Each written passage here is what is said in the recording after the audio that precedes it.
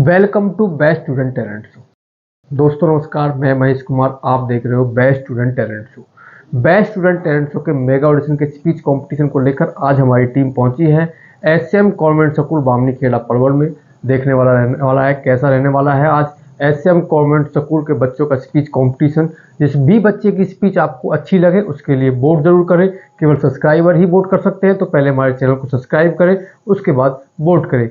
जिस बच्चे की जितनी ज़्यादा वोट होंगी उस बच्चे की अपनी क्लास में उतनी अच्छी रैंक होगी, और जिस बच्चे की जितनी अच्छी रैंक होगी उस बच्चे की अपनी क्लास में उतनी अच्छी पोजीशन होगी।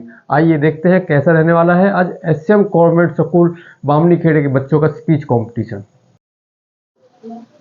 Good morning to all of you. मेरा नाम लक्ष्मी है, मैं 7वीं कक्षा की छात्रा हूँ। मैं आपके सामने वृक्षारोपण के बारे में कुछ लाइनें बोलना चाहती हूँ। जन जन में ये कहना है, वृक्ष धरा का गहना है, मिलजुल कर हम वृक्ष लगाएंगे, वातावरण को स्वच्छ बनाएंगे। वृक्ष हमारे लिए अत्यंत महत्वपूर्ण है, वह हमेशा हमारी रक्षा करते हैं। वृक्ष जन्म से लेकर मृत्यु प्रांत तक हमारे उपयोग में आते हैं, परंतु हमें उनकी महत्वता समझनी चाहिए।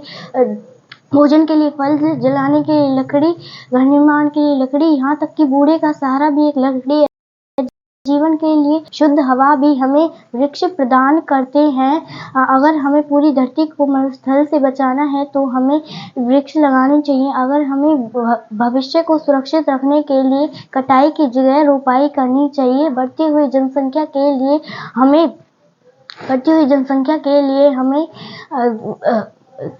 अनाज की खेती की आवश्यकता है, तो हमें, अगर हमारी इच्छा शक्ति हो तो हम बंजर में भी खेती उगा सकते हैं। Thank you. Good morning to all of you. My name is Vishnu. I study in 7th class. My topic is प्रदूषण हमारी सेहत के लिए हानिकारक है।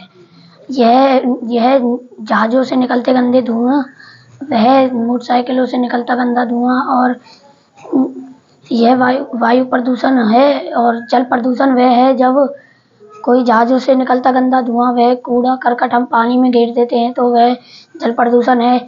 और मानव ने प्रकृति के रूप में आकर, जब प्रकृति माता की गोद में आके खोली, तब उसने अपने स्वच्छ वायु तथा जल का प्रदान पाया। और मध्य प्रदेश में हरियाली व तथा फल फूल वह उनका वरदान पाया। और मानव ने आकर यह पृथ्वी को गंदा करता चला गया। धन्यवाद।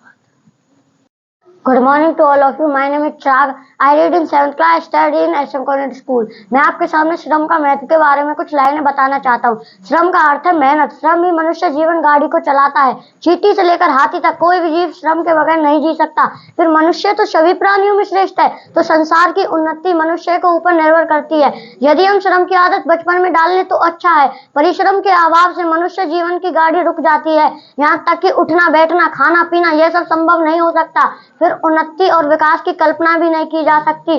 परिश्रम के बल पर ही उन्नत दशा प्राप्त हुए है। परिश्रम मिट्टी से सोना बना लेती है। धन्यवाद। सुप्रभात, मेरा नाम हर्ष है, मैं 7वीं कक्षा का छात्र हूँ।